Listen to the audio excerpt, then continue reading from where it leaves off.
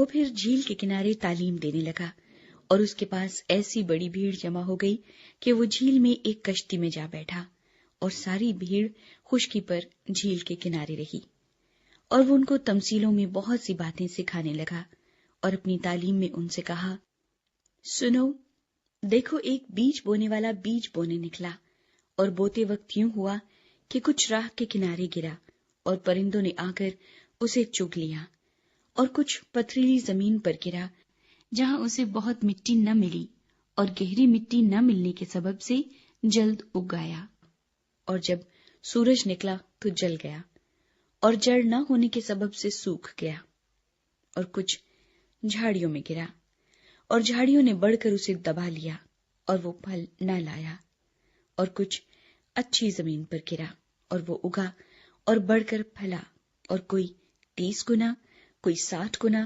کوئی 100 گنا پھل لایا۔ پھر اس نے کہا، جس کے سننے کے کان ہوں وہ سن لے۔ تماثیل کا مقصد۔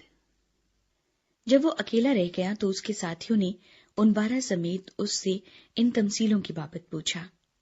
اس نے ان سے کہا کہ تم کو خدا کی بادشاہی کا بھید دیا گیا ہے، مگر ان کے لیے جو باہر ہیں سب باتیں تمثیلوں میں ہوتی ہیں، تاکہ وہ دیکھتے ہوئے دیکھیں اور معلوم نہ کریں، اور سنتے ہوئے سنیں اور نہ سمجھیں، ایسا نہ ہو کہ وہ رجوع لائیں اور معافی پائیں۔ بیج بونے والے کی تمثیل کا مطلب۔ پھر اس نے ان سے کہا، کیا تم یہ تمثیل نہیں سمجھے؟ پھر سب تمثیلوں کو کیوں کر سمجھو گے؟ بونے والا کلام بوتا ہے۔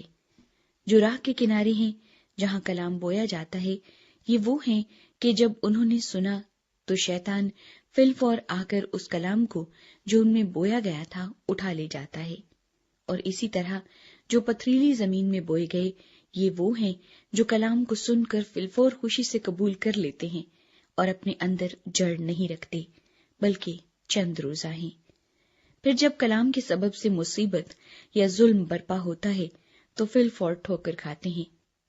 اور جو جھاڑیوں میں بوئے گئے وہ اور ہیں، یہ وہ ہیں جنہوں نے کلام سنا، اور دنیا کی فکر اور دولت کا فریب اور چیزوں کا لالچ داخل ہو کر کلام کو دبا دیتے ہیں، اور وہ بے پھل رہ جاتا ہے۔ اور جو اچھی زمین میں بوئے گئے، یہ وہ ہیں جو کلام کو سنتے اور قبول کرتے اور پھل لاتے ہیں، کوئی 30 گنا، کوئی 60 گنا، کوئی 100 گنا۔ چراغ پیمانے کے نیچے۔ اور اس نے ان سے کہا، کیا چراغ اس لیے لاتے ہیں کہ پیمانے یا پلنگ کے نیچے رکھا جائے؟ کیا اس لیے نہیں کہ چراغ دان پر رکھا جائے؟ کیونکہ کوئی چیز چھپی نہیں مگر اس لیے کہ ظاہر ہو جائے، اور پوشیدہ نہیں ہوئی مگر اس لیے کہ ظہور میں آئے۔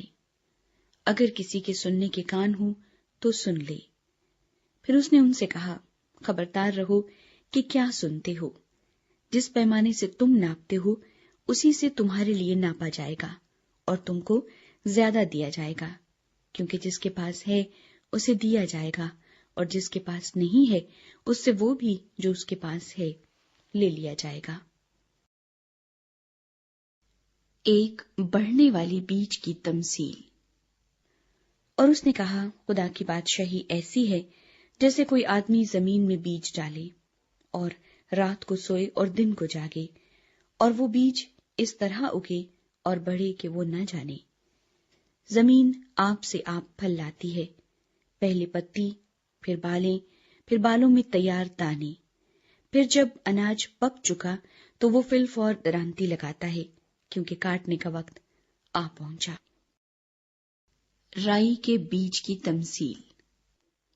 پھر اس نے کہا کہ ہم خدا کی بادشاہی کو کس سے تشبیہ دیں اور کس تمثیل میں اسے بیان کریں۔ وہ رائی کے دانے کی مانند ہے کہ جب زمین میں بویا جاتا ہے تو زمین کے سب بیجوں سے چھوٹا ہوتا ہے، مگر جب بو دیا گیا تو اگ کر سب ترکاریوں سے بڑا ہو جاتا ہے، اور ایسی بڑی ڈالیاں نکالتا ہے کہ ہوا کے پرندے اس کے سایہ میں بسیرا کر سکتے ہیں۔ اور وہ ان کو اس قسم کی بہت سی تمثیلیں دے دے کر ان کی سمجھ کے مطابق کلام سناتا تھا، اور بے تمثیل ان سے کچھ نہ کہتا تھا، لیکن خلوت میں اپنے خاص شاگردوں سے سب باتوں کے معنی بیان کرتا تھا۔ طوفان کو تھمانا۔ اسی دن جب شام ہوئی تو اس نے ان سے کہا، آؤ پار چلیں، اور وہ بھیڑ کو چھوڑ کر اسے جس حال میں وہ تھا کشتی پر ساتھ لے چلے، اور اس کے ساتھ اور کشتیاں بھی تھیں۔ تب بڑی آندھی چلی اور لہریں کشتی پر یہاں تک آئیں کہ کشتی پانی سے بھری جاتی تھی، اور وہ خود پیچھے کی طرف گدی پر سو رہا تھا۔ بس انہوں نے اسے جگا کر کہا، اے استاد، کیا تجھے فکر نہیں کہ ہم ہلاک ہوئے جاتے ہیں؟ اس نے اٹھ کر ہوا کو ڈانٹا اور پانی سے کہا، ساکت ہو، تھم جا۔ بس ہوا بند ہو گئی اور بڑا امن ہو گیا۔ پھر ان سے کہا، تم کیوں ڈرتے ہو؟ اب تک ایمان نہیں رکھتے؟ اور وہ نہایت ڈر گئے اور آپس میں کہنے لگے، یہ کون ہے کہ ہوا اور پانی بھی اس کا حکم مانتے ہیں؟